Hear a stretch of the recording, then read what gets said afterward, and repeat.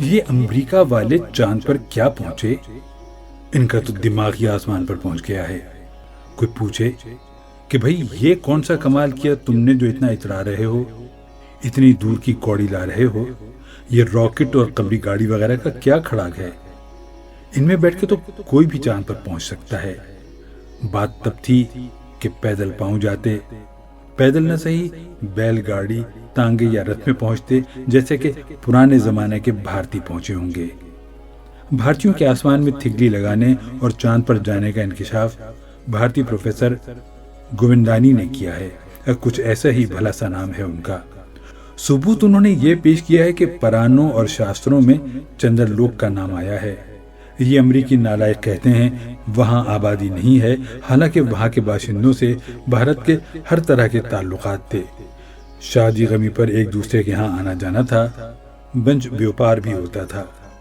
Bunch بیوپار کی تفصیل professor گوندانی نے تو نہیں دی، لیکن قیاس ہے کہ بھارت سے گائے کے گوبر کے اپلے وہاں بھیجے جاتے ہوں گے، کیونکہ اور کوئی قابل ذکر چیز بھارت میں ان دنوں پیدا نہ ہوتی تھی۔ وہاں سے اس کے بدلے میں کیا آتا ہوگا؟ اس کا اندازہ اس سے کیا جا سکتا ہے کہ اب وہاں کچھ بھی نہیں ہے، ریت ہے اور پتھر ہیں۔ تجارتی تعلقات کچھ دن اور رہتے تو یہ بھی باقی نہ ہوتے، بھارت کی سڑکوں پر بچھے نظر آتے۔ چاند کو ہم اس لحاظ سے خوش قسمت سمجھتے ہیں کہ اس کی ہستی تو برقرار ہے، بھارت کا اٹوٹ انگ بننے سے بچ گیا ہے۔ موجودہ زمانے میں چاند کے سلسلے میں ریسرچ کی اولیت کا چہرہ بھی امریکہ یا روس کے سر نہیں ہے۔ اس سلسلے میں پاکستان نہایت فخر سے یہ دعویٰ کر سکتا ہے کہ سب سے پہلے ریسرچ کا ارادہ رویت ہلال کمیٹی یہاں بنی اور چاند کی طرف اڑان کا آغاز یہاں سے ہوا۔ اس کمیٹی کے اراکین ضروری سمجھتے تو چاند پر اتر بھی سکتے تھے، کیونکہ کوئی 20,000 فٹ کی بلندی تک تو پہنچ ہی گئے تھے، آگے فقط 2-2.5 لاکھ میل کی مسافت رہ جاتی ہے۔ لیکن بیچ یہ آن پڑا واپس آ کر روزہ بھی کھولنا تھا۔ ہم لوگ اس قسم کی ریسرچ کو زیادہ اہمیت بھی نہیں دیتے جس میں جان جوکھوں میں پڑتی ہو۔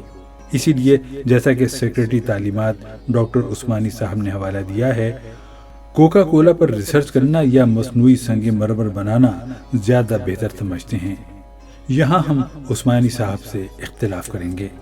ہمارے لوگ سائنس اور ایجادات کے میدان میں کسی سے پیچھے نہیں۔ افسوس یہ ہے کہ ان کی حوصلہ افزائی نہیں ہوتی۔ ابھی کل ہی ہم مفید عالم جنتری کا مطالعہ کر رہے تھے، معلوم ہوا کہ 20ویں صدی کی سب سے حیرت انگیز ایجاد کا سہرا بھی ایک پاکستانی مرد درویش کے سر ہے۔ یہ ایک طلسمی انگوٹھی ہے جسے آپ 3.5 روپے میں محصول ڈاک میں میاں عامل شاہ جلالی نز ڈینسو ہال کراچی سے طلب فرما سکتے ہیں۔ اس کی خوبیاں کیا رقم کریں۔ اشتہار میں لکھا ہے کہ اس کے پہنتے ہی آپ کی غریبی دور ہو جائے گی، دولت آپ کے قدم چومے گی، محبوبہ آپ کے قدموں پر آن گرے گی، آپ کے ہاں آپ چاہیں نہ چاہیں اولاد نرینہ ہوگی، دنیا آپ کی عزت کرے گی، طالب علم کو امتحان میں کامیابی ہوگی، آپ مقدمہ جیت جائیں گے، چوری کی ہوئی چیز واپس مل جائے گی، وغیرہ۔ اور اب یہی دکھا دیجئے روس اور امریکہ کی کوئی ایسی ایجاد جو ان سب کرامتوں پر حاوی ہو، اور لطف یہ ہے کہ اس پر قوم کو ہزاروں ملین ڈالر خرچ نہیں کرنے پڑے۔ میاں عامل شاہ جلالی نے خود ہی تیار کر لی ہے۔ 3.5 روپے میں محصول ڈاک میں منگا کر اپنی انگلی میں پہنیے اور چاند کو اشارہ کیجیے، وہ خود دوڑا دوڑا آئے گا، آپ کو اس کے پاس جانے کی ضرورت نہیں، پھر جی بھر کے ریسرچ کر لیجیے اس پر۔ بہت سے لوگوں نے چاند پر جانے کے لیے ابھی سے سیٹیں بک کرا لی ہیں۔ مشکل یہ ہے کہ وہاں ابھی تک ہوٹل نہیں ہیں۔ جانے والوں کو قیام و طعام کا انتظام کرنا ہوگا اور بستر ہمراہ لے جانا ہوگا۔ آل چاند ٹورسٹ بیورو رفتہ رفتہ سارے انتظام کر دے گا۔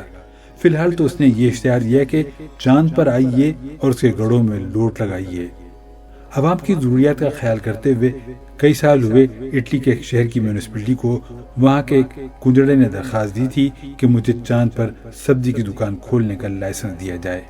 اس شخص نے مقامی اخبار میں اشتہار بھی دے دیا، خوشخبری خوشخبری خوشخبری، چاند کے رہنے والوں کو مجدہ ہو کہ ہم نے چاند پر تازہ سبزیوں کا انتظام کر دیا ہے، بھنڈی، کریلا، شلجم، ٹنڈے، شکرقندی، جس چیز کی ضرورت ہو یاد فرمائیں، دام مناسب، دھنیا مفت، ادھار قطعی بند ہے۔ اس اشتہار سے بڑی غلط فہمی پھیلی تھی، لوگ سمجھے کہ چاند پادیا شہر کی میونسپلٹی کی حدود میں واقع ہے۔ یہ تک سنا تھا کہ جب روس کا پہلا راکٹ چاند کی حدود میں داخل ہوا تو پادیا کے محرر چنگی نے روک کر پہلے اس کی تلاشی لی کہ اس میں گھی کا ٹین یا شکر کا بورا چھپا ہوا تو نہیں ہے، اس کے بعد آگے جانے دیا۔ یہی وجہ اس راکٹ کا نشانہ ختم ہونے کی بھی بتائی گئی ہے۔ بعد ازاں معلوم ہوا کہ یہ خبر مبالغے سے خالی نہیں۔ آمد و رفت کھلی تو دیکھیے گا دوسرے اہل حرفہ بھی ادھر توجہ کریں گے۔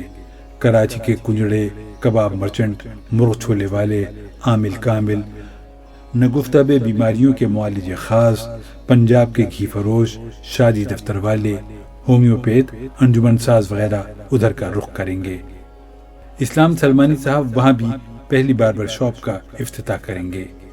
رفتہ رفتہ باٹا کی دکان، منشی فاضل کی تعلیمات کا اسکول، 6 مہینے میں گارنٹی سے میٹرک پاس کرانے والے کالج، کھوجا جماعت خانہ اور بانٹو مسلم ایسوسی ایشن کی طرف سے ایک یتیم خانہ کھلنے کی خبریں بھی آئیں گی۔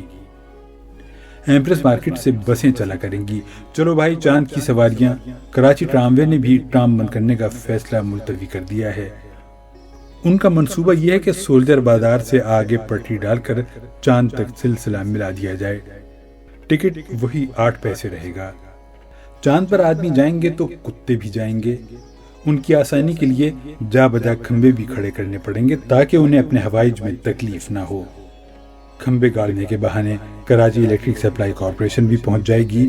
وہ گئے تو KDA اور سوئی گیس والوں کو بھی بلائیں گے کہ یارو، چاند عجب سپاٹ ہموار میدان ہے، خط کو تار سمجھو اور اپنے بیلداروں کو لے کر پہنچو۔ نتیجہ یہ ہوگا کہ جب ہم چاند پر جانے کا ارادہ کریں گے وہاں پہلے ہی سے بورڈ لگا ہوگا کہ واپس جائیے، سڑک برائے مرمت بند ہے۔